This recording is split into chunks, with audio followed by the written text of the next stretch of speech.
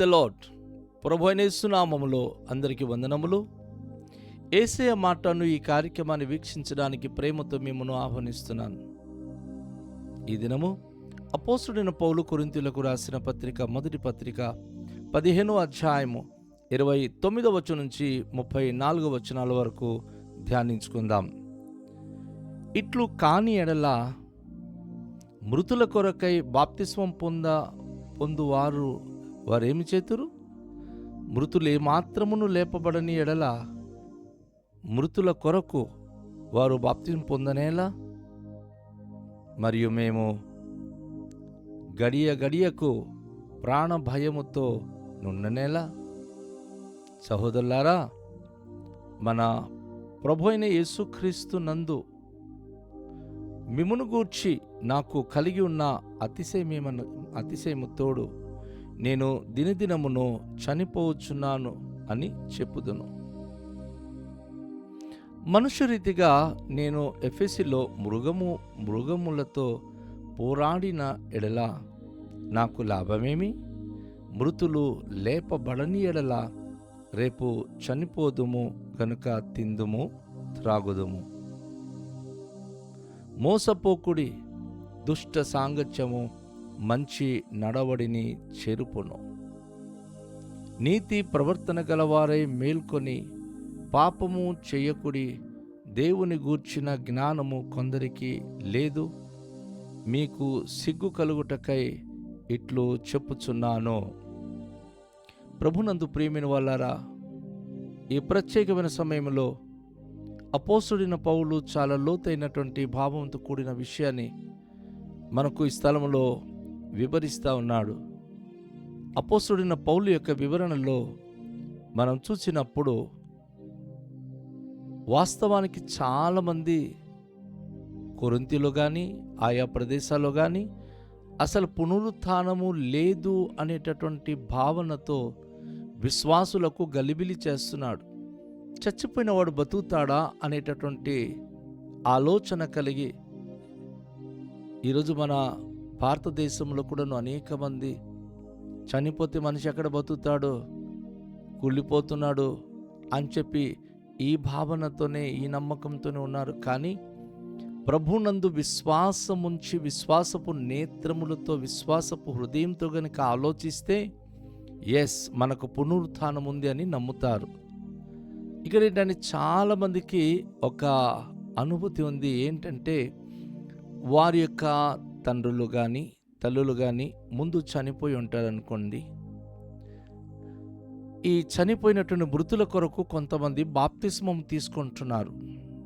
వీళ్ళొక ఆలోచన ఏంటంటే, మా అమ్మ కోసం నేను బాప్తిస్మం తీసుకుంటాను, మా నాన్న బ్రతుకుంటే బాప్తిస్మం తీసుకుని ఉండేవాడు కదా, ఆయన లేడు కాబట్టి నేను బాప్తిస్మం తీసుకుంటాను. సహోదరి సహోదరుడు వింటున్నారా? ఒకళ్ళు మీ తల్లిదండ్రులు కనుక బ్రతుకుంటే దేవుని కోసం చెప్పండి. సాతానుడు వారి కళ్ళును మూసివేస్తున్నాడు. వారు జ్ఞానులమని చెప్పుకుంటూ బుద్ధిహీనులుగా ఉంటున్నారు. కానీ రేపు దేవుని రాజ్యంలో ప్రవేశించే హక్కు కోల్పోబోతున్నారు. దేవుడు నీకు అవన్నీ తెలియచేశాడు కదా. ప్రార్థన చేయ వారి కొరకు ప్రత్యేకంగా వారు మార్పు పొందాలని కన్నీళ్లు కార్చి దేవునికి అడుగు. ఎందుకంటే చనిపోయిన తర్వాత మీరు బాప్తిస్మం తీసుకుంటే ప్రయోజనం లేదు. వారు బ్రతుకుంటుండగా వారికి బాప్తిస్మం ఇప్పిస్తే అది ఎంతో ఆశీర్వాదకరం. ఇక్కడ చాలామంది చనిపోయిన వారి గురించి, అంటే వీరు ప్రభువును తెలుసుకున్నప్పుడు ఎంతమంది అయితే వీరు మృతులు చనిపోయి ఉన్నారో, వారి బంధువులు చనిపోయినారో, వారు ఒకవేళ పునరుత్థానము లేదంటే వాళ్ళు తీసుకున్న బాప్తిస్మం వృధాయే కదా. ఎందుకు బాప్తిస్మం తీసుకోవాలి? కానీ వారి గుండెలో విశ్వాసం ఉంది. ఖచ్చితంగా మేము మృతుల కొరకు బాప్తిస్మం తీసుకున్నప్పుడు మా వాళ్ళు బ్రతికింపబడతారు, వారు లేపబడతారు అనే ఒక నమ్మకం వాళ్ళు ఉంది. మరియు మేము గడియ గడియకు ప్రాణ భయముతో ఉండనేలా అపోస్తలుడు పౌలు అంటున్నాడు.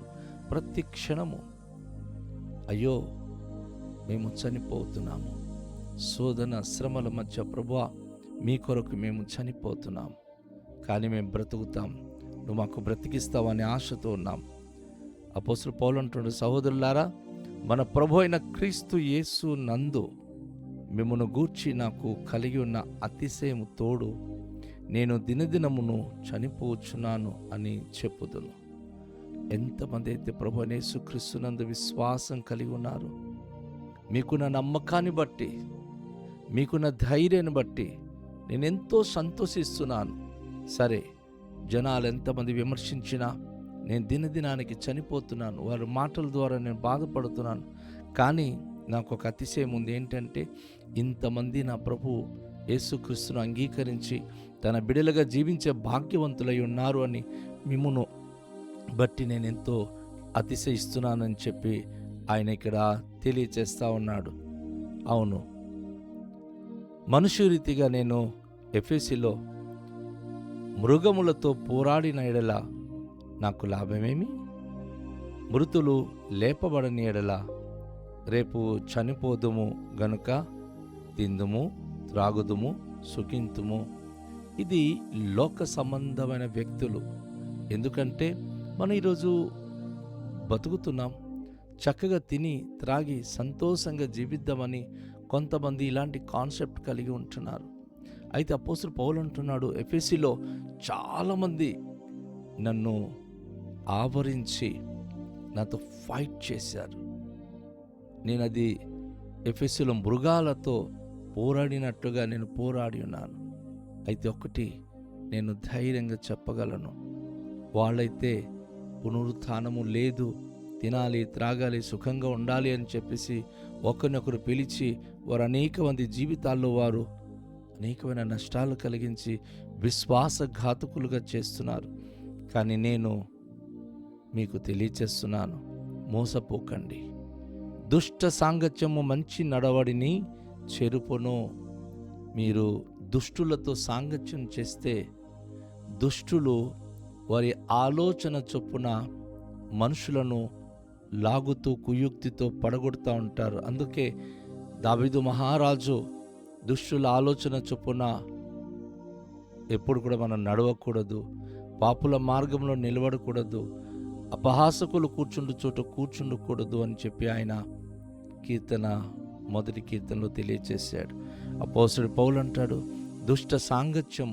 దుష్టులతో సాంగత్యం చేస్తే మీరు ఎంత మంచివారైనా సరే చెడిపోతారు. వాక్యం వింటారు, ప్రార్థన చేస్తారు, ఆత్మీయంగా ఉంటారు, కానీ చెడ్డ వ్యక్తులతో సాంగత్యం చేస్తే ఆ చెడు ప్రభావము మిమ్మును ఆధ్యాత్మిక జీవితం నుంచి పడగొట్టేస్తుంది. ఆత్మీయంగా మీరు బలహీనమైపోతారు. కనుక ఈ విషయంలో చాలా జాగ్రత్త కలిగి ఉండాలి అని అపోస్తలుడు పౌలు చెప్తా ఉన్నాడు. నిజమే, ఈరోజు చాలామంది క్రైస్తవులు దుష్ట సాంగత్యమును బట్టి పాడైపోతున్నారు. ఆత్మీయంగా ప్రారంభంలో బైబిల్ పట్టుకుని ఎంత విశ్వాసంతో ప్రార్థన, మోకాళ్ళ ప్రార్థన, బైబిల్ ధ్యానం అన్నీ ఉంటుంది. కానీ దుష్టులతో సాంగత్యం చేసిన తర్వాత సేవకులకు విమర్శిస్తారు, సంఘాలకు విమర్శిస్తారు, వారికి అన్నీ తెలిసినట్టు ఫీల్ అవుతూ ఉంటారు. కానీ ప్రియ దేవునికి సంఘమా, వారు చెడిపోవడానికి ఉంటేనే అటువంటి అనుభూతి కలిగి ఉంటారు. ఎప్పుడైనా సరే దుష్ట సాంగత్యం కలిగిన వారు ఎవ్వరు కానివ్వండి, మన దృష్టికి పలాను వాళ్ళు చాలా మంచోళ్ళు, పలాను వాళ్ళు చాలా మంచోళ్ళు అంటాం. కానీ వారు ఏ మార్గంలో నడుస్తున్నారో వారి యొక్క చెడు మార్గంలో నడిచేటటువంటి వారు చెడిపోతారు.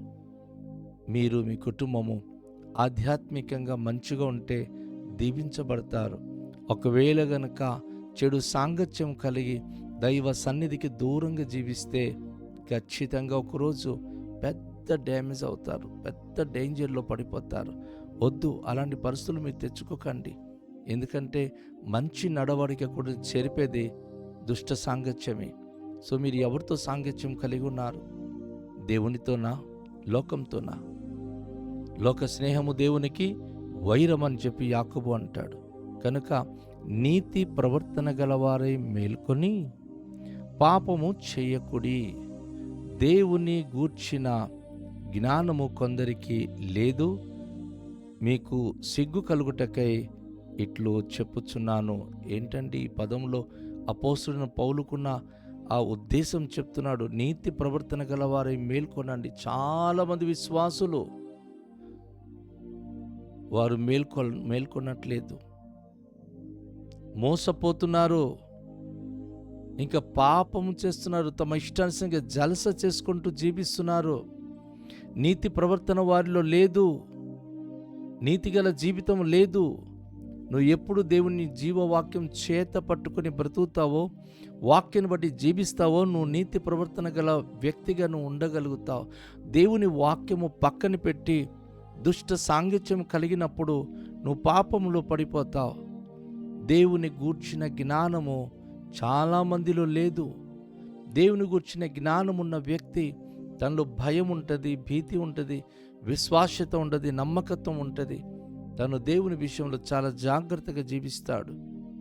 అయితే దేవుని గూర్చిన జ్ఞానము లేని వ్యక్తి తనకు తానే జ్ఞాని అనుకుంటాడు. నాకు అన్నీ తెలుసు అంటాడు, నాకు అన్నీ తెలుసు అంటుంది. స్త్రీ కానీ పురుషుడు కానీ, అపోస్తలుడు పౌలు అంటున్నాడు, దేవుని గూర్చిన జ్ఞానం ఉంటే దేవునికి మీరు ఎంతో లోబడి ఉంటారు, ఎంతో విధేయత కలిగి ఉంటారు, ఎంతో నమ్మకత్వం కలిగి ఉంటారు. మీకు సిగ్గు కలుగున్నట్లుగా నేను ఈ మాటలు మీకు చెప్తున్నాను అంటున్నాడు ఆయన. నిజమే. క్రైస్తవ సంఘం ఈరోజు వాక్యం పట్ల కానీ, సంఘం పట్ల కానీ, సేవకుల పట్ల కానీ ఎలా ఉన్నారు? మీరు ఏ రీతిగా మీరు జీవిస్తున్నారు? దేవుని గూర్చిన జ్ఞానం ఉన్నటువంటి వ్యక్తి తనలో విధేయత ఉంటుందండి. ఎందుకంటే యాకోబు పత్రికలో యాకోబు భక్తుడు అంటాడు 3వ అధ్యాయంలో, పరలోకం నుండి వచ్చు జ్ఞానము మొట్టమొదటిగా అది మృదువైనది, సులభముగా లోబడినది. ఈరోజు అట్టి అనుభూతి ఉందా? నాకు అన్నీ తెలుసు అన్నటువంటి వారు లోబడుతున్నారా? సేవకునికి లోబడుతున్నారా? సంఘానికి లోబడుతున్నారా? విశ్వాసంగా జీవిస్తున్నారా? భయంకరమైనటువంటి లోకాశల్లో పడిపోయి, పాపంలో పడిపోయి, దుష్ట సాంగత్యం చేసి చెడిపోతున్నారు. ప్రారంభంలో మీ యొక్క ఆధ్యాత్మిక స్థితి ఎలా ఉండేది? ఇప్పుడు మీరు, మీ కుటుంబము ఆధ్యాత్మికంగా ఎలా ఉన్నారు? ఎప్పటికీ మీరు జాగ్రత్తగా ఉండాలి, మేల్కొని ఉండాలి. ఎక్కడ భర్త తప్పిపోతున్నాడా? భార్య తప్పిపోతుందా? పిల్లలు తప్పిపోతున్నారా? నువ్వు కన్నీళ్లు కార్చి దేవుని దగ్గర ప్రార్థన చేయాలి.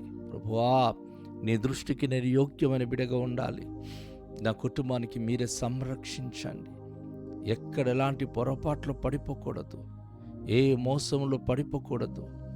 ఈ లోక సంబంధమైనటువంటి ఎలాంటి భక్తిహీనులతో కలిసి జీవితం గడిపి దుష్టులతో సాంగత్యం చేసి నీ సన్నిధి మానుకొని జీవిస్తే, చాలామంది ఏమనుకుంటున్నారు అంటే, పిల్లలు చేసిన తప్పు తల్లిదండ్రికి రాదులే, తల్లిదండ్రులు చేసిన తప్పు పిల్లలకి రాదులే అని. ఆకాను ఒక్కడే తప్పు చేశాడు, కుటుంబం అంతా కాలిపోయి చచ్చిపోయారు. ఎవరైనా సరే తప్పు చేసినప్పుడు ఆ కుటుంబం మీదకి భయంకర శిక్ష వస్తుంది. జాగ్రత్తగా ఉందాం. మన పిల్లల కొరకు మనం రోధిద్దాం. భార్య భర్తలు కన్నీళ్లు కార్చి ప్రార్థన చేసి దేవుని దృష్టిలో యోగ్యత కలిగి, దేవుని జ్ఞానం కలిగి, ఆయనకు మహిమకరణ బిడ్డలుగా జీవించాలని మనము సిద్ధపడదాం. రండి, ప్రార్థన చేద్దాం. తండ్రి, మీకు వందనాలు. ఈ వాక్యం ద్వారా మమ్మల్ని దర్శించారు, దీవించారు. మీ మాటలు మా జీవితానికి ఆశీర్వాదకరంగా ఉంచి, ప్రభువా, లోక సంబంధమైన సాంగత్యాలు మేము మానుకొని, దుష్ట సాంగత్యము మా జీవితాలను చేరిపోతుంది కనుక అట్టి సాంగత్యం మేము కలిగి ఉండక, మీతో సాంగత్యం కలిగి ప్రార్థన, భక్తి, విశ్వాసంలో దేవుని గురించి జ్ఞానములు ఎదిగే భాగ్యం మాకు దయచేయమని యేసు నామములో ప్రార్థిస్తున్నాము తండ్రి. ఆమేన్. అందరికీ షాలోం. ప్రభు మనను దీవించునుగాక.